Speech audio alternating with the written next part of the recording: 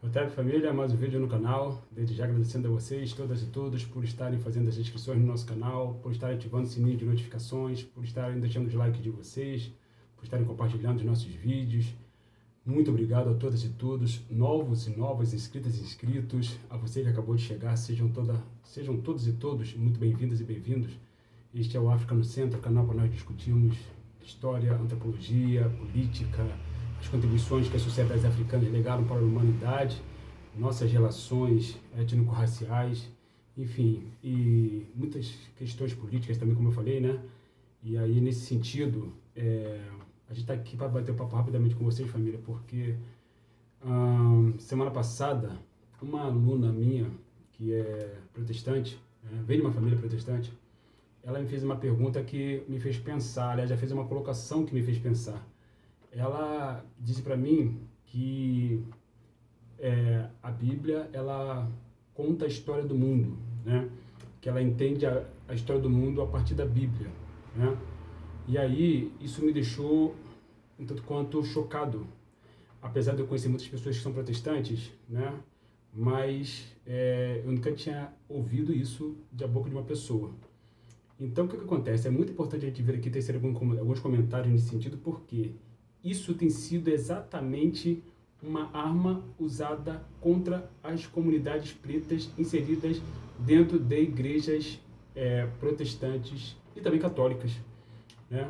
E, fundamentalmente, uma arma usada a favor do fundamentalismo protestante e também do fundamentalismo católico, que tem alimentado diuturnamente para o mal das comunidades pretas, né, tem alimentado diuturnamente o discurso nefasto do genocídio que está no poder.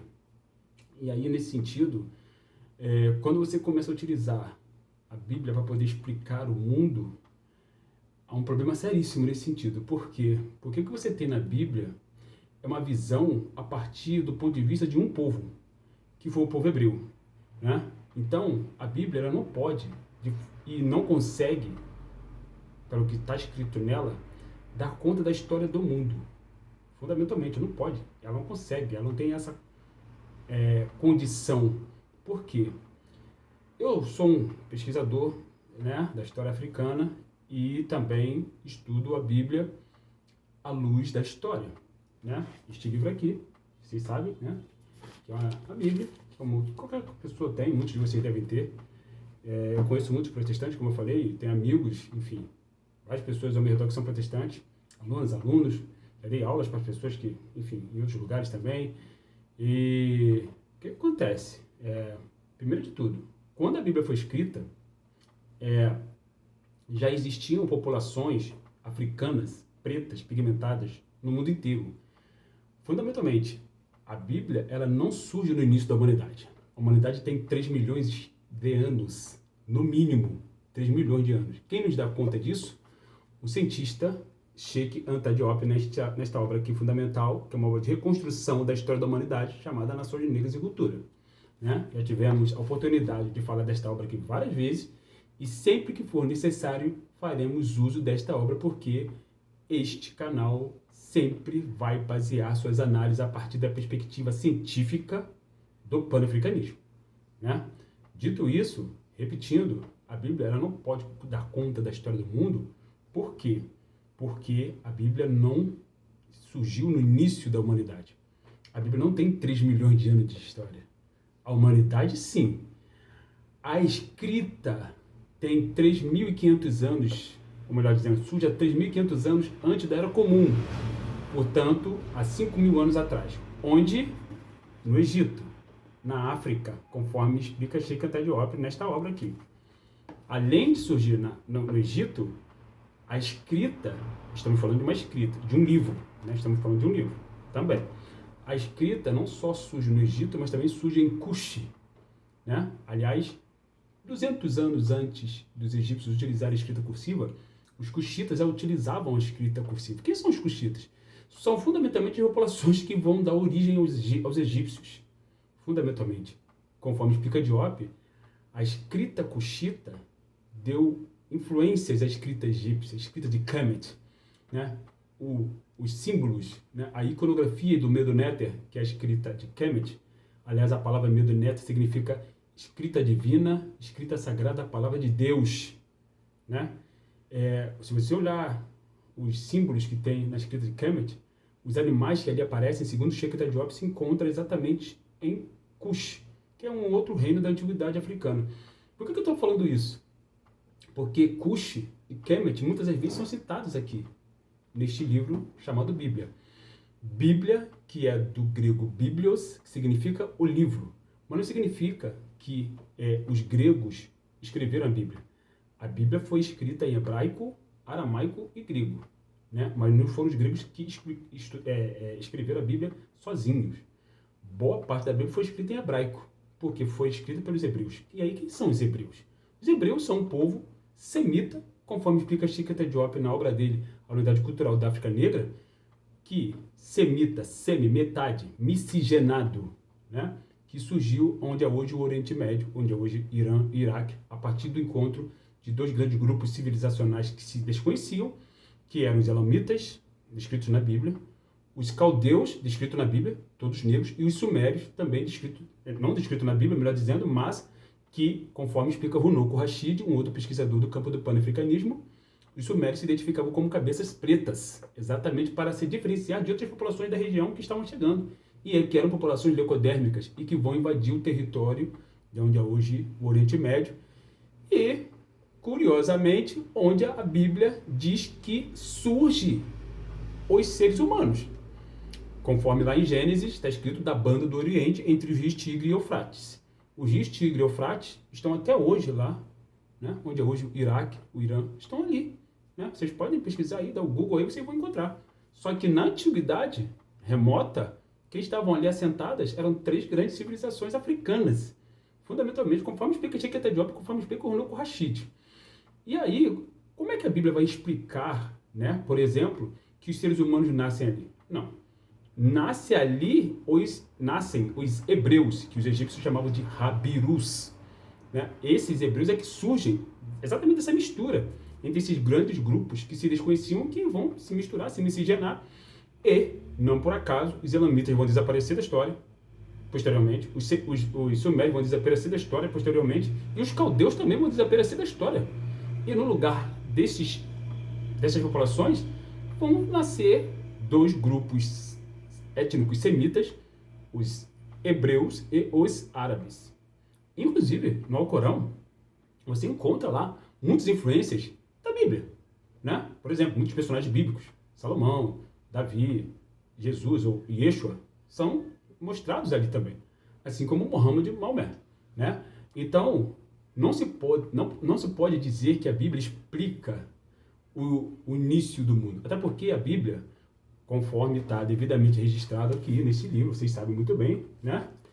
Ela tem um personagem que é importante, que é Noé, e que, segundo a própria Bíblia, 3 filhos de Noé deram origem aos semitas, aos europeus e aos africanos, Sem, Cão e Jafé.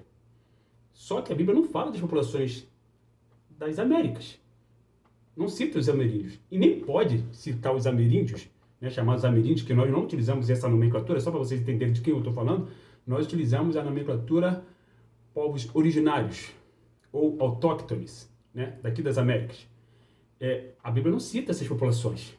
Então, portanto, a Bíblia não explica a história do mundo. Se vocês querem entender a história do mundo, família, Sheikh Diop, né? Seja você protestante, católico, de Umbanda, candomblé, ateu, seja você pan-africano, seja você marxista, seja você anarquista, ou enfim, o que seja a sua ideologia. Mas, se você quer entender a história do mundo, leia Sheikh Diop. Se você quer compreender a Bíblia, eu sugiro que você, protestante, agora um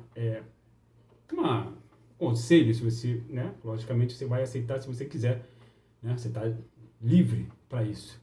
Eu sugiro que você estude a Bíblia sempre com um livro de história do lado, de preferência de um livro de história do Sheikh Diop, né, ou de algum outro autor pan-africano, Runoko Rashid, Carlos Moore, Ivan Van Sertima, John Henrik Clarke, porque vocês vão ter a devida clareza ou enegrecimento, né, quando vocês compararem o que está sendo falado na Bíblia com o que está sendo falado em um livro de história. Por que eu estou falando isso? Porque, infelizmente, este livro aqui, né, que também Bíblia também significa, tem talvez influência no nome Byblos, que era uma cidade de onde fazia parte do antigo império do Kemet, né, Byblos. Este livro está sendo usado dentro das igrejas neopentecostais como o que diz respeito à história da humanidade, como que se ele desse conta da história da humanidade. Eu não sou anti-Bíblia, eu não sou anti-protestante, eu não sou anti-católico, eu sou anti-negacionismo, eu sou anti-negacionismo científico, né? Eu sou anti-desinformação histórica, eu sou anti-racista, fundamentalmente, né? E anticapitalista também, e anti-genocida. Então, este vídeo, família, é para você que é protestante, ou que é católico, ou que, se por algum acaso, está pensando em votar no genocida que está no poder, que está sendo alimentado diuturnamente para o que é falado dentro das igrejas neopentecostais, né? E está sendo alimentado por conta de uma mentira, onde eles citam, por exemplo, ali, a figura do demônio, que por um acaso é vermelho, né? E por um acaso o vermelho teria alguma ligação com uma visão ideológica nascida no Ocidente, que seria o marxismo. Nada mais longe da verdade, até porque não está falando em momento nenhum aqui na Bíblia que esse personagem ele é vermelho, né? Aliás, nas Bíblias da Idade Média e do Renascimento, né, europeu, essa personagem muitas vezes ele aparece pintado de vermelho, às vezes aparece de preto, enfim, aparece de diferentes cores. Então, família, essa conversa é para nós, enquanto comunidade preta, e que está inserido nesse contexto de religião protestante fundamentalista. Ou não fundamentalista, mas protestante. Por que eu estou falando isso? Porque é sempre bom a gente conhecer o que nós carregamos, né, enquanto livro, mas tendo como base, fundamentalmente, livros científicos, tá? Que os livros científicos, eles explicam a história do mundo. A Bíblia não pode dar conta da história do mundo, porque a Bíblia, repito, ela começou a ser escrita muito depois de 3.500 anos antes da Era Comum. Muito depois disso, né? Por quê? Porque se a escrita surge 3.500 anos antes da Era Comum, a Bíblia, obviamente, só pode ter começado a ser escrita muito depois disso. Então, ela não pode dar conta de toda a história da humanidade, ela não pode dar conta de todos os povos, né? Como não dá, e muito menos pode explicar como o Noé, um homem que ninguém sabe como é que ele era fisicamente, fenotipicamente, como é que um homem pode dar origem a 3 tipos fenotípicos diferentes: os semitas, os europeus e os africanos. Como que um homem pode dar origem a 3 tipos de povos diferentes? Da mesma forma que Abraão não pode ter dado origem aos hebreus, da mesma forma que Ismael não pode ter dado origem aos árabes, absolutamente. Os árabes e os hebreus nós já acabamos de explicar, né, como é que eles surgem na história da humanidade, inclusive 1.500 anos antes da Era Comum. Por ali que eles surgem. Então, muito provavelmente depois disso, que a Bíblia começa a ser escrita. E boa parte da Bíblia, diga-se de passagem, é escrita no continente africano. Porque os hebreus estiveram no Kemet durante 400 anos, saíram de lá saíram de lá egipcianizados, saíram de lá com o hábito de fazer a circuncisão, com a ideia do monoteísmo, com a questão de não comer porco, e que depois passaram isso para os árabes. Os hebreus saíram de lá com tudo isso, né? Com essa ideia de você acender velas para os seus ancestrais, usando a menorá, que é um candelabro de 7 braços. Isso está tudo no Kemet. Está tudo na cultura do Kemet, né? A ideia de uma mulher virgem que dá à luz a um ser especial, sem ter contato carnal com seu companheiro, está na mitologia do Kemet. A história de um irmão que matou outro irmão por inveja está no Kemet. A história de um homem que nasce, que morre e ressuscita 3 dias depois, está no Kemet, é o Alçar, conhecido no Ocidente como Osíris.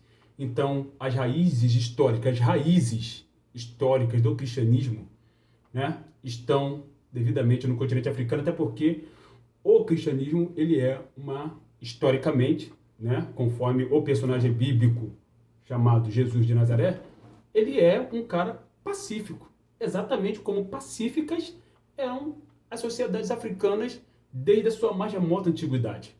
Não era uma sociedade belicista. A sociedade belicista eram os romanos, eram os gregos, né? Eram os assírios, que são citados na Bíblia também, inclusive, né? Essa é uma sociedade belicista. Sociedades africanas eram pacíficas como você encontra esse pacifismo exatamente no discurso do Cristo. Então, como que esse ser, né, ele pode ser usado para legitimar qualquer tipo de opressão sobre quem quer que seja, né? Então, isso é para nós pensarmos, refletirmos, ok, família? E compreendermos em que espaços de sociabilidade, né, em espaços religiosos, estamos inseridos.